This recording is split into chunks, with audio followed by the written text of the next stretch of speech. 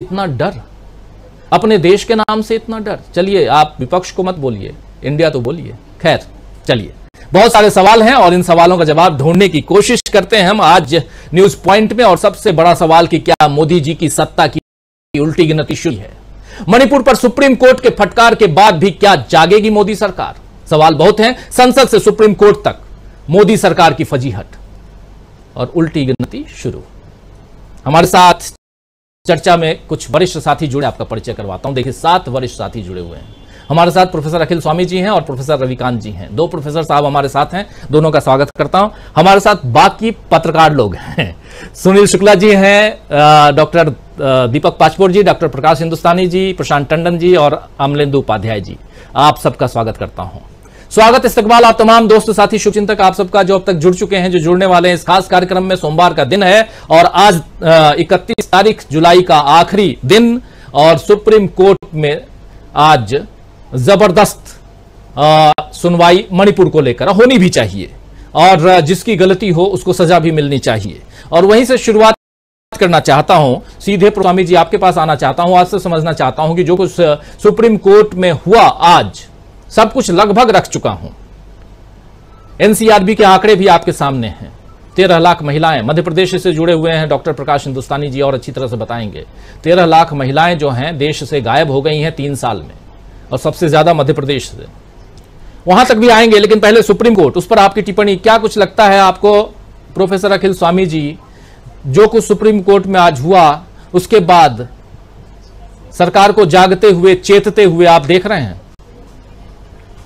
नहीं राजीव जी, मैं तो चेतता हुआ नहीं देख रहा हूं। हमारे यहाँ कहावत है उत्तर प्रदेश में, कुछ घड़े चिकने होते हैं जिनमें से पानी फिसल जाता है। सुप्रीम कोर्ट प्रयास कर रहा है, देश की जनता प्रयास कर रही है, जो देश को प्यार करने वाले हैं वो प्रयास कर रहे हैं। प्रयास सब कर रहे हैं कि देश की नारी के सम्मान कोई चीज नहीं होनी चाहिए। अब माननीय सुप्रीम कोर्ट भी कोशिश कर रहा है, और जिस प्रकार से वहां पे सॉलिसिटर जनरल ने कहा, और वहां पे जैसे सुषमा जी की पुत्री जो वहां जज हैं और अपना पक्ष उन्होंने प्रस्तुत किया, उनसे बात से लग रहा है कि उन लोगों पे कोई अंतर नहीं पड़ रहा है। वो अभी भी वो अपने को जस्टिफाई करने की कोशिश कर रहे हैं। एक बार राजीव जी आपने और कही, आपने कहा कि बीजेपी वालों ने निर्णय लिया है कि अब वो इंडिया वाले को इंडिया नहीं कहेंगे, उनको विपक्ष कहेंगे या यूपीए कहेंगे। तो कोई बात नहीं, 10 महीने के बाद अब आपको एनडीए नहीं कहेंगे, हम आपको विपक्ष कह लेंगे, लेकिन हम तो इंडिया के साथ ही रहेंगे। हम अभी भी इंडिया के साथ हैं और 10 महीने के बाद भी इंडिया के साथ रहेंगे। अगर इंडिया द्वारा गठित ये जो गठबंधन है, अगर राष्ट्र हित में काम नहीं करेगा, अगर ये महिलाओं के ऊपर हुए अत्याचार पे बोलने के लिए तैयार नहीं होगा, और इस प्रकार का प्रपंच होगा राज्यसभा लोकसभा के अंदर कि डिस्कशन होगा, लॉन्ग टर्म डिस्कशन नहीं होगा। जी, वास्तविकता देश ये पुकार रहा है, ये इतना बड़ा मुद्दा है, इस मुद्दे पे तो जितनी ज्यादा चर्चा हो उतना अच्छा है।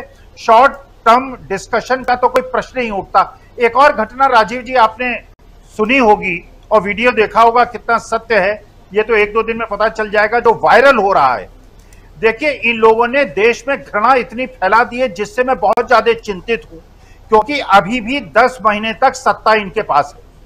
तो 10 महीने तक ये देश की कितनी दुर्दशा करेंगे मुझे नहीं पता चलेगा। आपने सुना, आरपीएफ के एक जवान जिसका नाम चेतन सिंह है, उसने रेल के डिब्बे के अंदर घुस के कहा कि भारत में रहना है तो मोदी जी और योगी जी का समर्थन करना होगा। एक आदिवासी की जिसका नाम टीकाराम मीणा है, और 3 मुसलमानों की बंदूक से गोली चला के हत्या कर दी। ये सत्यता की जांच हो जाएगी। अब ये वीडियो वायरल है, कितना सत्य है मुझे नहीं पता। वो जो कांस्टेबल है आरपीएफ का, वो अरेस्ट हो गया। लेकिन आप ये राजीव जी, 7 साल की एक दूसरे बच्ची के मुंह पे थूक देती है। एक 9 साल का लड़का लखनऊ के अंदर एक दूसरे धर्म के लड़के को तालाब के अंदर धक्का दे देता है और वो सीसीटीवी में कैद हो जाता है। तो मैं राजीव जी देख रहा हूं अपने देश को युगांडा और रवांडा बनते हुए।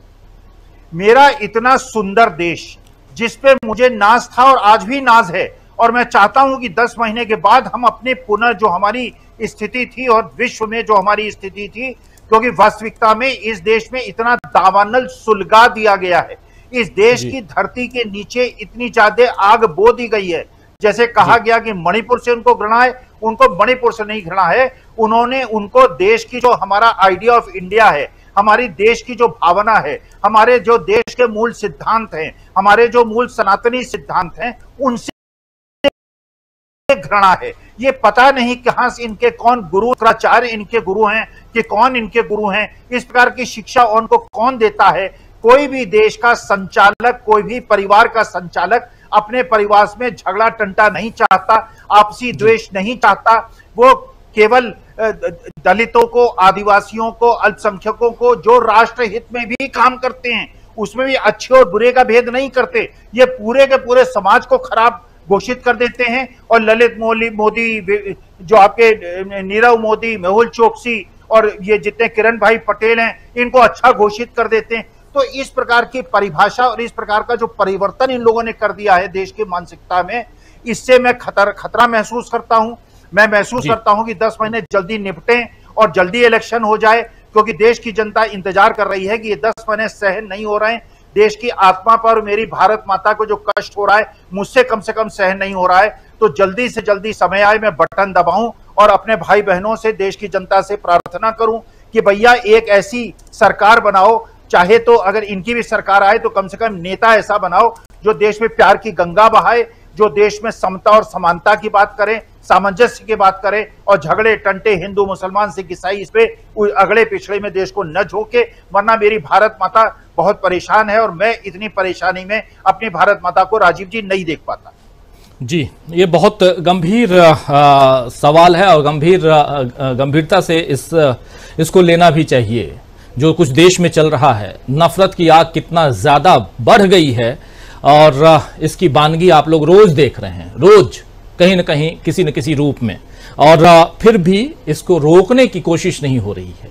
सुप्रीम कोर्ट में जो हलफनामा पेश किया गया है उसमें बहुत ही हास्यास्पद चीजें हैं। प्रोफेसर रविकांत जी, आप सबके सामने रख चुका हूं, दोहराना नहीं चाहता हूं, लेकिन सबसे बड़ी बात कि सिविल सोसाइटी की एक तरफ आप उनसे कहते हैं कि मदद चाहते हैं आप, गृह मंत्री जी, दूसरी तरफ आप हलफनामे में कहते हैं, वही गृह मंत्रालय ये हलफनामा देता है कि सिविल सोसाइटी जो है उसके प्रतिरोध के कारण, उसके विरोध के कारण हम वहां तक नहीं पहुंच पाए हैं।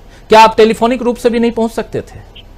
आपने सब कुछ बता दिया, आपने कह दिया कि उन महिलाओं को सुरक्षा देने की व्यवस्था से लेकर मानसिक रूप से उन्हें स्वस्थ करने के लिए हमने मनोवैज्ञानिक, मनोचिकित्सक दोनों रख लिया है, लेकिन उसके बाद भी आप उन तक नहीं पहुंच पा रहे हैं। पत्रकार वहां पहुंच जा रहे हैं, सिविल सोसाइटी के लोग पहुंच जा रहे हैं, कितने सारे इंटरव्यू आ गए, खबरें आ गई, विजुअल्स आ गए, सब कुछ हो गया, लेकिन सरकार नहीं पहुंच पा रही है। क्या माना जाए फिर?